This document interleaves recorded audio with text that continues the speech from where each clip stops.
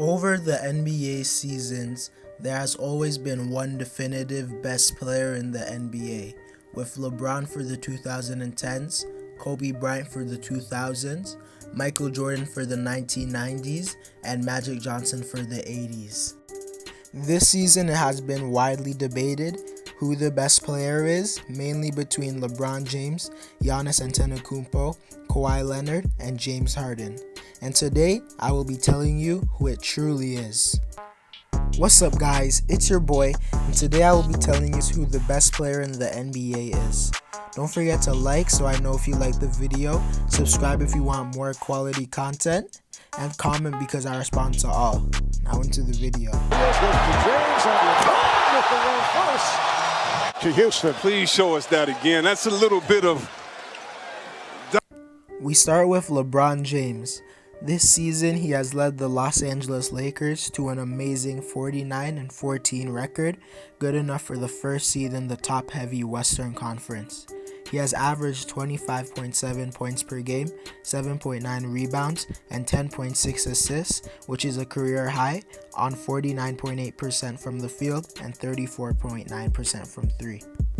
In his first season as a point guard, he has excelled, leading the league in assists by a whole 1.3 margin.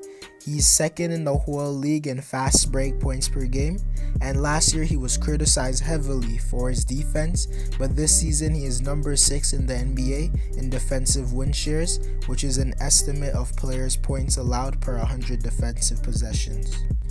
In his first season as a point guard, he has excelled, leading the league in assists.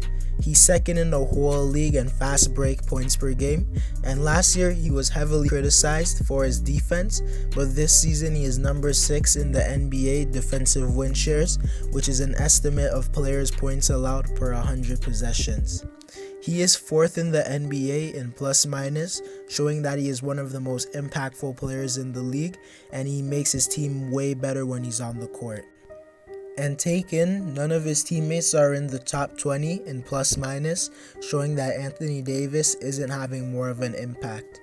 He is so great on offense, and he's only 13th in the league in usage rate, meaning he doesn't have the ball as much as you would think that a great passer like him would have. This season, he has had the Lakers consistently at the top of the conference all year and hasn't had any terrible stretches. The argument for LeBron not being the best player is that he's not as good on defense as some of the other players, and although he was injured for some time last season, he didn't make the playoffs, which was very disappointing. But nonetheless, LeBron has made a great case for being the best player. Beverly in the corner. Kawhi Leonard! Whoa! Kawhi Leonard has led the LA Clippers to a 44-20 record, good enough for the second seed in the Western Conference. He has averaged 26.9 points per game, 7.3 rebounds, 5 assists on 46% from the field and 36% from three. He has played like a superstar. He is top 10 in the league in scoring, and he is 7 in the league in plus minus, making him one of the most impactful players in the whole league. He has led his team to the second seed in the Western Conference, with his second best player, Paul George, missing 22 games. He is still one of the best defenders in the NBA, and at any time he can lock down your favorite player. But this season, he can't be considered a top 5 defender, with him simply not being as good as before, with him having to focus more energy on offense. He is still a premier defender, with him being able to be the best defender when he tries. He has fit in well with his teammates Lou Will and Montrez, who are both having amazing seasons.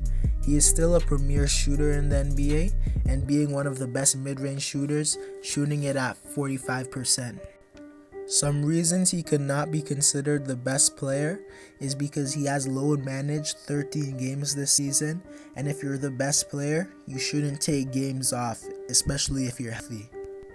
He also struggles to pass when he's pressured aggressively, although he has made improvements, and the past 2 seasons, he has not had outstanding regular season stats like some of the other players.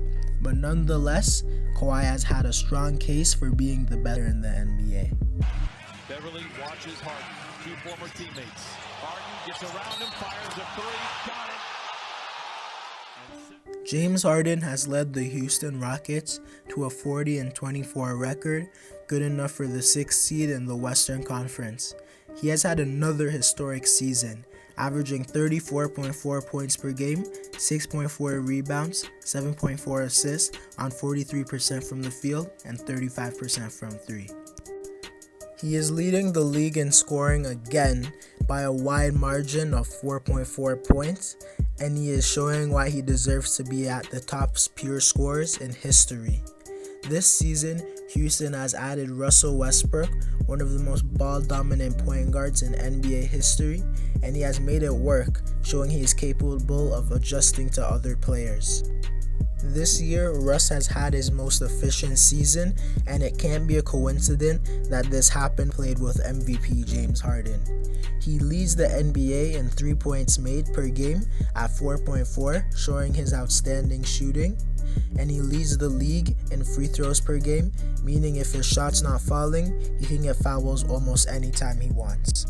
His defense is often criticized, but he is 6th in the NBA in steals, and I know steals don't show the full truth on defense, but if you watch, he's one of the best post defenders in the NBA. And reasons he cannot be considered the best player is because he has never won a championship and has had many disappointing playoff moments, such as 2017 against the Spurs in the Western Conference semifinals. In Game 6, Houston was down 3-2, but the Spurs were without Kawhi, and Harden scored a pathetic 10 points on 2 for 11 shooting, and he didn't lose because his jump shot wasn't falling. He lost because he wasn't clutch enough to even take the shots. He also fouled out and was a -28 when he was on the court. And Harden has way more performances just like that, but that's for another video. But Harden isn't leading his team to a top seed in the West, with Houston only being the 6th seed. And although he is putting up the most points by far, it has shown in past seasons that play style isn't the best for winning in the playoffs.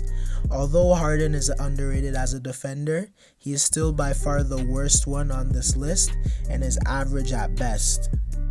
Nonetheless, Harden is a great player and a top 5 player, but he has the weakest case to be the best player. At that range also, so it's definitely an area. He makes up for the 2 free throws. Giannis Antetokounmpo has simply played like the best player in the NBA this regular season.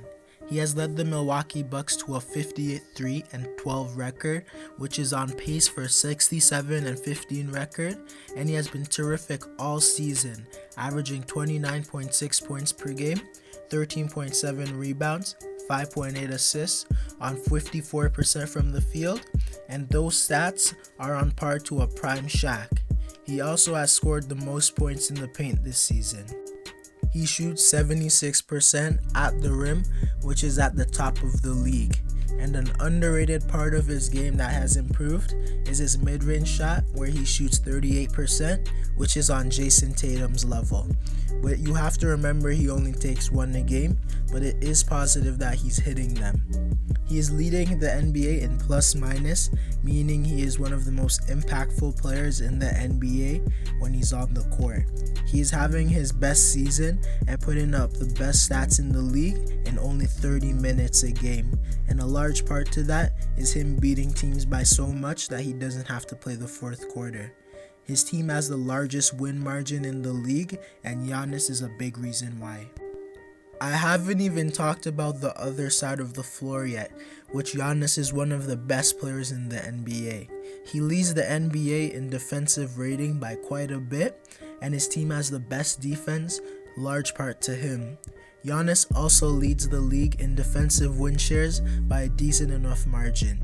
Opponents shoot 39% when Giannis is guarding them, which is way below average, and he often intimidates players with his length and quickness. Reasons he cannot be considered the best player is because in his last 2 playoff appearances, he has disappointed, and the fact that he lacks a jump shot always comes to haunt him in the playoffs. But in the next 2 seasons, I see him as definitely being the best player. For honorable mentions, Kevin Durant would for sure be in this conversation if he wasn't injured, but I don't see him coming back being the best player after a torn Achilles, but I see him being 7th best for sure. Stephen Curry would be on this list as well, but he has missed most of this season and was pretty bad in the games that he played, so he would not be considered. I believe the best player is Giannis Antetokounmpo because of him maybe being the best player offensively with his efficiency and being the best player on defense with his versatility. He is also leading his team to the best record by a significant margin, but I believe the true best player will be revealed in the playoffs with who wins the championship. Anyways guys, that's it for the video. Don't forget to like, comment, and subscribe for more quality content, and I'm out.